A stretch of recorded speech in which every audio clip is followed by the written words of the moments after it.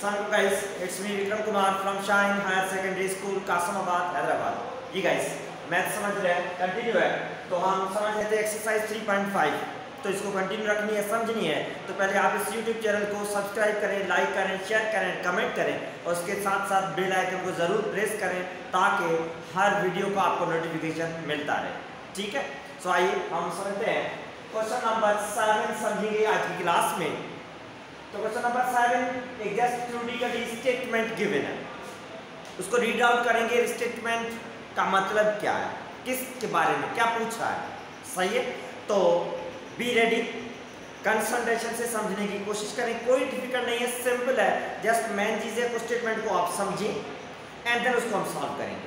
ठीक है, be ready हो जाए, कॉपी एंड पेन अपने साथ रखिए ताकि हर चीज़ आप नोट करते जाएं। कोई चीज़ समझ नहीं आ रही उसको नोट करते जाएं, सही बात। आइए समझते हैं क्या क्वेश्चन में है, कैसे सॉल्व करेंगे। अब देखिए क्वेश्चन नंबर 7 कह रहा है find the conditions that both roots of the equation, ये क्वाड्रेटिक इक्वेशन का जनरल फॉर्म है। तो कंडीशन कैलकुलेट करनी है रूट्स की कंडीशन कैलकुलेट करनी है। इक्वेशन है क्वाड्रेटिक इक्वेशन। अब इसके साइड में भी दे रहा है कि a is not equal to 0 में वैनिश। अब कंडीशन फाइंड करने के लिए इस इक्वेशन के जो रूट्स होंगे वो रूट्स में वैनिश हो जाए। वैनिश का मतलब है खत्म, रिमूव, 0 हो जाए।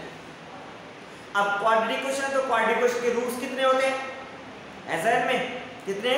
2। Quadratic equation 2 roots. क्यों 2 रूट्स? क्योंकि क्वाड्रेटिक इक्वेशन मींस x जो वेरिएबल है उस वेरिएबल पे हाईएस्ट पावर 2 है। तो वेरिएबल पे हाईएस्ट पावर 2 है तो मींस उसके रूट्स भी 2 ही होंगे। अब वो कंडीशन कैलकुलेट करनी है कि रूट्स जो वो दोनों वैनिश हो जाए। वो कौन सी कंडीशन है, सही है। क्वेश्चन आया समझ में। अब आगे मूव होते हैं सॉल्यूशन पे, कैसे सॉल्यूशन करते हैं। कोई इसका लेंथी सॉल्यूशन नहीं है, सिंपल आपको एक चीज ध्यान रखनी है, रूट्स वैनिश होने चाहिए। कैसे वैनिश होने चाहिए वो देखते हैं। कंडीशन ये दे रहा है कि a is not equal to a 0 ना हो। तो देखें we have ax square plus bx plus c equal to 0। ये इक्वेशन हमारे पास मौजूद है जो गिवन है, दी हुई है क्वेश्चन में। ठीक, अब इस क्वाड्रेटिक इक्वेशन के रूट्स कौन से हैं?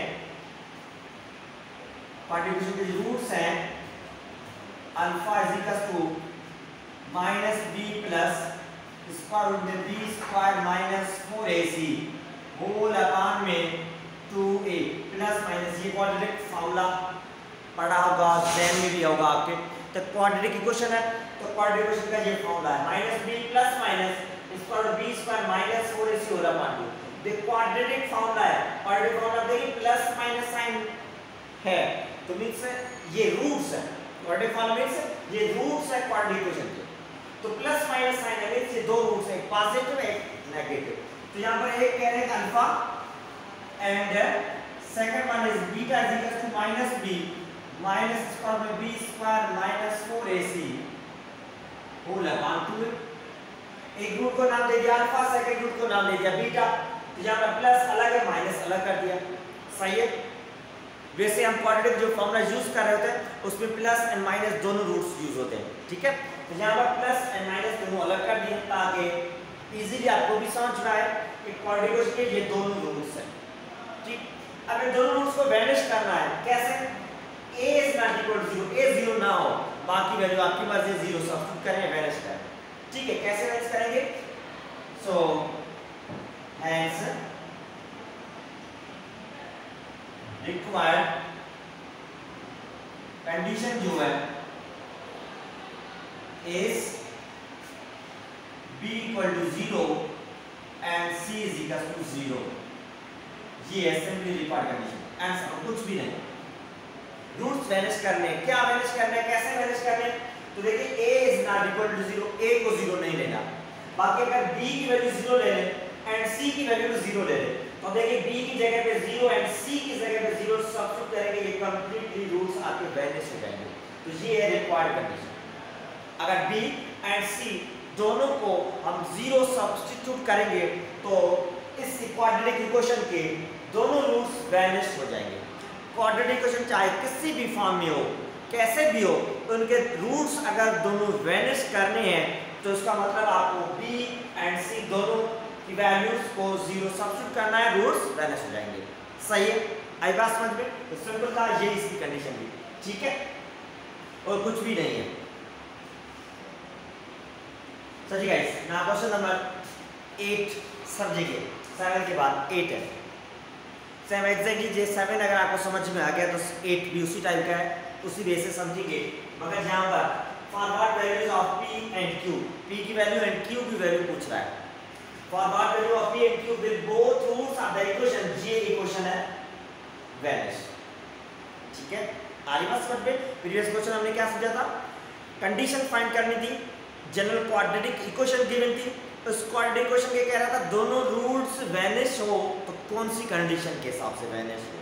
सही है, तो अब यहाँ पर ये कह रहा है कि p एंड q की वैल्यू कैलकुलेट करनी जबकि ये क्वाड्रेटिक इक्वेशन है, इसके दोनों रूट्स जो वो वैनिश हो। सही है, ठीक है। अब देखिए क्वाड्रेटिक इक्वेशन कौन सी है, क्वाड्रेटिक इक्वेशन में वेरिएबल क्या है, तो quadratic equation y² plus 2p minus 4y equals to 3q plus 5g है क्वाड्रेटिक इक्वेशन, ठीक। अब इस क्वाड्रेटिक इक्वेशन के कह रहा है क्या, both roots of this equation vanish, दोनों रूट्स जो वो वैनिश है, तो की p एंड q दोनों फाइंड आउट करेंगे। कैसे फाइंड करेंगे, अब देखिए पहले y² plus 2p minus 4y उस साइड पे जो कांस्टेंट टर्म है शिफ्ट करेंगे इस साइड पे, तो minus sign minus 3q and minus 5 equal to 0, दोनों टर्म्स पॉजिटिव है, इस साइड पे शिफ्ट हो गए, दोनों टर्म नेगेटिव हो गए, ठीक है। अब नेगेटिव होने के बाद अगर आपके पास क्वाड्रेटिक इक्वेशन जो है इस फॉर्म में रीअरेंज हो चुकी है, कांस्टेंट जो variable y i is equal to variable y coefficient and third term से constant term, quadratic equation rearrange हो चुकी है, ठीक। अब करना क्या है, इसके दोनों रूट्स, क्वाड्रेटिक इक्वेशन है तो क्वाड्रेटिक इक्वेशन के रूट्स दो थे, सही है। क्वाड्रेटिक इक्वेशन के दो रूट्स हैं, कह रहा है कि दोनों वैनिश, कह रहा है will both roots of the equation vanish, तो q एंड p की वैल्यू फाइंड आउट करनी है, सही है। अब देखें if both roots of given equation vanish, then इसका मतलब ये है कि a is not equal to 0, b equal to 0 and c equal to 0, ये है कंडीशन। तो ये प्रॉब्लम सॉल्व की थी, आ रही है सेंड पे आपको। अगर क्वाड्रेटिक इक्वेशन के दोनों रूट्स वैनिश्ड हैं, में वैनिश हैं, तो उसका मतलब कंडीशन क्या हमने फाइंड की थी, b 0 था एंड c 0 था, सही है, एग्री है। तो अब देखिए b 0 है, c 0, तो क्या करेंगे, अब ये क्वाड्रेटिक इक्वेशन में b की वैल्यू एंड c की वैल्यू, b की वैल्यू मींस वेरिएबल y है, y² का कोएफिशिएंट a होता है, y का कोएफिशिएंट जो वो b है, that is 2p minus 4 equal to 0, b की वैल्यू एंड यहाँ पर c की value is completely constant term 3q minus 5 equal to 0, ये है कांस्टेंट टर्म, इसको भी 0 के इक्वल ले लिया, सही है। इक्वेशन इसके रूट्स जो है दोनों वैनिश्ड है, देन b की वैल्यू एंड q की वैल्यू फाइंड करेंगे, कैसे, आपके सामने रूट्स दोनों वैनिश्ड है तो उनकी कंडीशन ये है, b equal to 0 and c equal to 0 मैंने जो लिया है, तो ये प्रीवियस प्रॉब्लम में हमने कंडीशन कैलकुलेट डिटरमाइन की थी, उस कंडीशन को इस प्रॉब्लम पे हम सॉल्व कर रहे हैं, इंप्लीमेंट कर रहे हैं, सही है।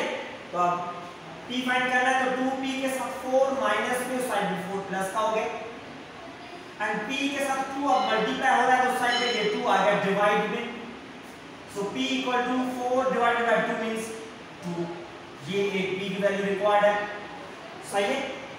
अब उस साइड पे मूव है, q फाइंड करना है, माइनस 3q के साथ 5 माइनस में और साइड में 5 प्लस का हो गया, q के साथ 3 माइनस में मल्टीप्लाई हो रहा है, जो साइड में शिफ्ट करेंगे तो 3 माइनस का डिवाइड में आ जाएगा, सो माइनस 3 साइन है, 3 की साइन 3 के साथ लिखी, 5 के साथ लिखी या कंप्लीट नंबर के आगे लिखी, कोई इशू नहीं है, तो माइनस आगे लिखा है 5 डिवाइडेड बाय 3 नेगेटिव टर्म है, तो second required value of 2 is this, सही है। आई बात समझ में, एग्री है। तो सिंपल प्रॉब्लम है, कोई डिफिकल्ट नहीं है, जस्ट आपको कंडीशंस यूज करनी है। वही कह रहा है p q फाइंड करना, जबकि दोनों रूट्स कह रहा है वैनिस्ट है, वैनिस्ट है तो उसके हिसाब से ये कंडीशन हमने यूज की है। c equal to 0 and b equal to 0, confuse होने की कोई जरूरत नहीं है, कंडीशन बोल रहा है यहाँ पर, इसलिए मैंने यहाँ पर b एंड c दोनों 0 किया, क्योंकि कह रहा है कि दोनों रूट्स वैनिस्ट हैं, तो इसने b को 0 लिया, c को भी 0 लिया। अब तो b की वैल्यू मल्टीप्लिकेशन में कौन सी है, c की वैल्यू मल्टीप्लिकेशन जो भी है वो सब्स्टिट्यूट की एंड वैल्यूज रिक्वायर्ड आपके सामने। ओके गाइस, उम्मीद करता हूँ समझ में ज़रूर आ गया होगा। अगर कंसंट्रेशन से समझने की कोशिश करें, अगेन वही कहूँगा, कंसंट्रेशन से समझें, प्रॉब्लम्स की प्रैक्टिस करें ताकि हर स्टेप आपको इजीली समझ में आ जाए हो क्या रहा है। ठीक गाइस, सो ये एक्सरसाइज 3.5 कंप्लीट हुई है। अब नेक्स्ट क्लास में नेक्स्ट एक्सरसाइज साथ मुलाकात होगी। अल्लाह हाफिज़।